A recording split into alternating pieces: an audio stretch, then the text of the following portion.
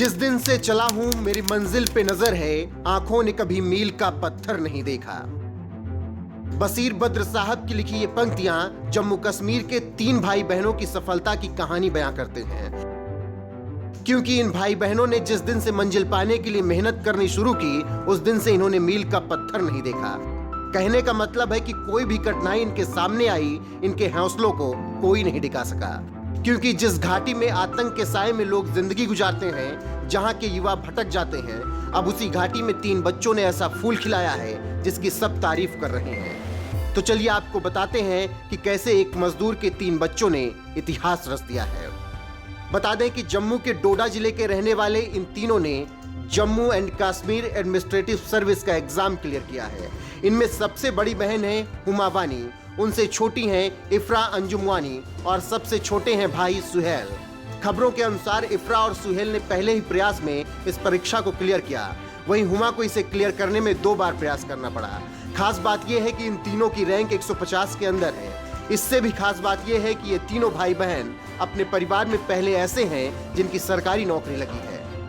हालांकि ये सफलता पाने के लिए इन सभी को कड़ी मेहनत करनी पड़ी और तमाम कठिनाइयों से गुजरना पड़ा। इंडियन एक्सप्रेस के अरुण शर्मा की रिपोर्ट के अनुसार ऐसा अनोखा कमाल करने वाले ये तीनों भाई बहन जम्मू के डोडा जिले के रहने वाले हैं। इन तीनों ने Jammu and Kashmir administrative service का एग्जाम क्लियर किया है। इनमें सबसे बड़ी बहन है हुमा वानी, उनसे छोटी हैं इफ्रा अंजुम वानी और भाई हैं सुहेल। रिपोर्ट के मुताबिक इफ्रा और सुहेल ने शानदार तरीके से तैयारी की और भाई को भी प्रेरित किया।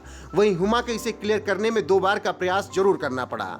हालांकि इनके पिता मुनीर अहमद वानी मजदूरी कॉन्ट्रैक्टर रहे, लेकिन उन्होंने बच्चों की पढ़ाई कभी नहीं रोकी।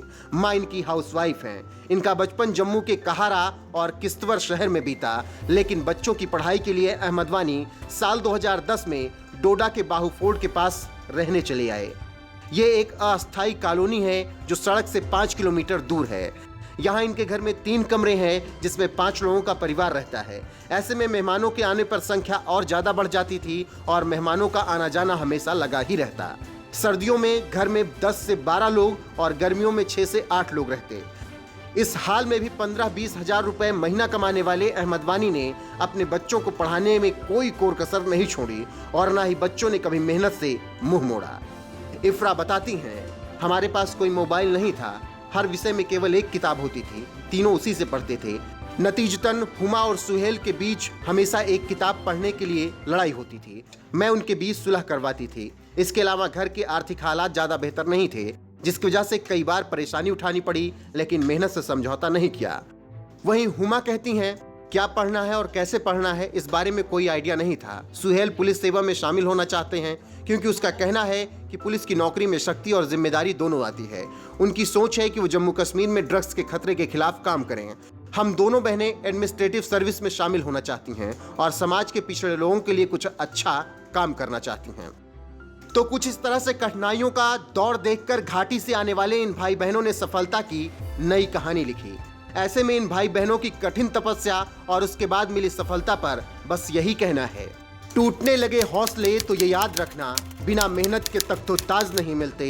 ढूंढ लेते हैं अंधेरों में मंजिल अपनी, क्योंकि जुगनू कभी रोशनी के मोहताज नहीं होते।